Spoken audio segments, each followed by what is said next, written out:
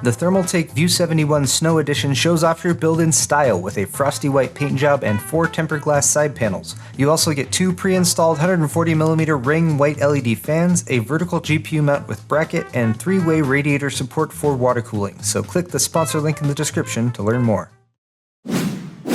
Excellent!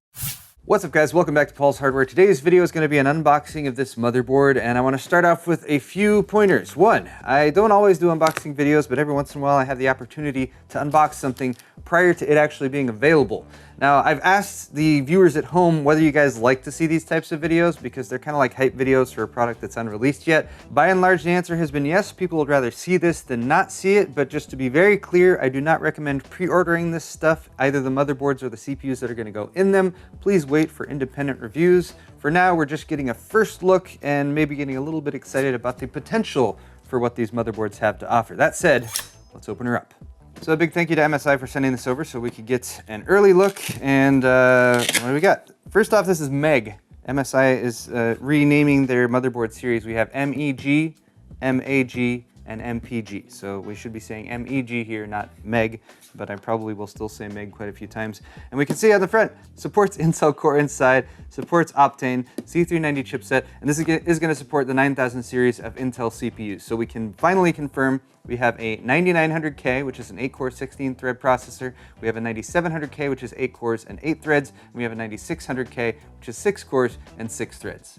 The smart cache has also been improved and can go up to 16 megabytes for the 9900K. Boost goes up to 5 gigahertz, which is pretty crazy as well. And then thanks to the chipset, the Z390 chipset, we now have the integration of advanced features like USB 3.1 Gen 2 natively, as well as 802.11 AC Wi-Fi. The chips also have a 95-watt TDP, and they have soldered IHSs, so we won't need to delid them anymore, thankfully. That's really nice, and that's probably where they're getting some of that extra frequency, since this is a Cannon Lake refresh. It's still based on the 14 nanometer manufacturing process, and they will still use LGA 1151 socket motherboards like this one here. If you're interested in compatibility, there is cross-compatibility with older 300 series chipset motherboards. You can update the BIOS and still slot in the 9000 series CPUs. And with the new 300 series motherboards, you can still use 8th gen 8000 series CPUs with that. So there's cross compatibility between those. But this motherboard specifically has IO shielding, Mystic Lights, Killer Extends. Intel installed their own 802.11 AC Wi-Fi, and then MSI was like, no, we're going to use the killer stuff. They got heat shields for the Turbo M.2s, an extreme audio DAC, steel armor on the DDR4 and the PCI Express slots, and then Core Boost, which is this little knob here that goes to 11. Also these accessories, which are listed as accessories. I'm actually going to be kind of curious if they're included in the box here. All right, now to remove from the box. Ta-da. I didn't show the window there, but honestly, you wouldn't have been able to see much because they have a review sheet in here. So this is something that you wouldn't get in a retail version of this. This is a media sample performance qualification, and MSI does this. They actually have tested this motherboard, run through some benchmarks with their own configuration, and showed me the scores that they've gotten, as well as links to like the info kits and where I can download the latest BIOS if I need that. Here's the motherboard in its own little box. I'm going to set that aside so we can come back to it, because I am very curious about those accessories they mentioned. It looks like they are included. Streaming boost here. Look, a CD-ROM. I think they've gotten over those. Oh look, such convenient timing for this launch. Also, did you happen to notice that the GeForce RTX 20 series recently launched too? Layout of the motherboard, which is actually pretty helpful here, pointing out what is what with a color picture. Other documentation includes case badge. Thank you for choosing MSI products. Make sure to register them. You get some labels for your cables, which can be handy. Quick install guide, as well as the full manual. Here's a 2-way SLI high bandwidth bridge, and this would be for 10 series cards from NVIDIA. So they're not giving you an NVLink bridge in the box, but that is somewhat understandable. Those are a little bit more expensive. You also have a set of Wi-Fi antenna here with a little stand on it for the integrated 802.11 AC Wi-Fi. That's a killer NIC in there. It's not using the Intel integrated Wi-Fi. I thought this was kind of nice. I mean, if it matches your color scheme. These are SATA cables, and they're individually braided. Black with some red accents. Braided SATA cables you don't see too often, and they are kind of a premium feeling thing, and they're all this same cable. So again, I like that, but it's black and red, so I guess you better be going with the black and red color scheme if you're going to use those. Again, the driver disc. Wow, okay. And then what's in this baggie? More cables. All right, our extra bag was basically a bunch of adapter cables, and this is because this board has a lot of RGB support. It has 12 volt standard RGB, it's got 5 volt addressable RGB, and it's also got a small addressable plug specifically made to work with Corsair's RGB components, and then they give you a little 1/4 inch to 1/8 inch audio adapter since there is a large 1/4 inch audio plug on the back of the motherboard's I/O, and not everyone has that adapter handy. These accessories are actually pretty nice. Which might fall in line with the price of this motherboard. So this is a little PCI Express expansion card, which is a capture card, I believe, right? HDMI in right there, and it looks like it supports 1080. And I can't tell exactly if this has an OEM, like an AverMedia or something like that, where it actually originates from, but it does work with XSplit, OBS, Wirecast, Media Encoder, and vMix. So there you go, 1080 capture card. And lastly, here we have a little riser card for M.2. Gives you 2 additional M.2 slots, slotted into one of the PCI Express slots on the board, and you can have many M.2 devices. Since there's already 3 surface mounted on the board itself, this gives you 2 more for a total of 5.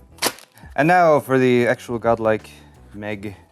MEG, I keep saying MEG. I knew I was gonna do that. Let's get it out of the box. I have some foam under padding. And I suppose if I'm gonna give this the full treatment, I should peel off all these little peely things. There's quite a few of them actually. One over here. This is a RGB lighting area. It's kind of has a mirror effect, so it's kind of gives some depth to it. So where do we begin here? I want to say power delivery. That's probably the most serious and part of the board that might affect overclocking options in the future. MSI has gone with a 16+2 phase power delivery configuration, 16 for the CPU, 2 for the memory. It is a digital power delivery design, and thanks to that, they're able to integrate this game boost feature down here, which is a little knobby guy. And this knob has 11 positions. The knob actually does go all the way up to 11, so that's smart there, a little Spinal Tap reference from MSI. But this is the game boost feature. It's basically an auto overclocking thing. They're saying with the 9900K, the game boost can boost single core up to 5.7 gigahertz, 5.6 gigahertz with the 9700K, and 5.3 gigahertz with the 9600K. These auto overclocking things tend to be a little hit or miss in my experience. I tend to just go with manual overclocking, but for some people, they are useful. And for a lot of people, they can use that to sort of get an idea, sort of a starting off point, and then take the settings that it might do automatically and then start to tweak from there. As for the board's layout, this is an EATX board, so you get a bit more space here over on the right side. There is a digital readout over here, so that can display actual stuff on it versus just having like a standard LED. And then it's got RGB effects, including that mirror effect on this one up here. And then there's some RGB accents on the chipset heatsink as well. 4 DIMM slots, of course, and then for PCI Express expansion, you have 4 full-length by 16 slots. Still no info in the manual that I have about PCI Express lanes on these new chips, so that info will be coming in the future. I'm imagining, depending on what you have connected to this board with all the M.2 and the PCIe, some stuff's going to turn on or off depending on what's being used. There's also a turbo U.2 port down here, which is also a PCI Express connection, just a different actual connector. So it works similar to M.2, but if you happen to have a U.2 device already on hand, then that's probably going to be something useful for you. For front I/O connectivity, you got 2 USB 3.0 front panel headers and 2 of the new USB 3.1 Gen 2 front panel connectors. And that's a rarity on motherboards. Actually, in the manual, they specifically list compatibility with the Corsair 1000D, which is the first case I've had that has 2 of those plugs. And my current Z390 motherboard, I only have 1 of those, so I guess I might need to swap this board in or something. There's trade-offs there, of course, but 2 of those is nice. That's a definite upgrade for I/O. And then I also like that they still have 2 USB 2.0 headers in there. It's nice that they're not ditching those. Another nice feature that's becoming more and more common is the fixed I/O shield here on the back, so you can never forget to install your I/O shield again. And here's where I want to point out my 5 favorite motherboard features, which is a video I did, I feel like a year plus ago. And I want to point out that this motherboard has pretty much all of them, as far as I can tell. So one of them is an external clear BIOS button, which that has right here. BIOS reset button with that right there. Another one of those 5 favorite features is a BIOS flashback option, or the ability to update the BIOS without a CPU and memory installed. MSI calls that BIOS Flashback Plus, and that is also available via this button right here. So you do need to check in the manual to make sure you plug your USB with the BIOS file into the right slot there. Feature number 3 of 5 is the surface mounted power and reset buttons, and it has both of those right down here by the OC knob. And then also I like to have an LED post readout, and this actually has, well, more than that. It's got the LED post readout itself with just a little 2-digit LED code, and then it's also got that OLED display that I already mentioned, and that can be customized, and it can even show little animations on it like the MSI Dragon and stuff, which is kind of cool. The fifth and final feature was advanced fan controls, and this board does have a lot of fan headers on it, including a 2-amp header for a pump, which is cool. I'm not sure if it can do a fan stop mode, but they do advertise their full fan controls with their total fan control software, so I'll have to come back and follow up and maybe test that software and see what it is capable of in the future.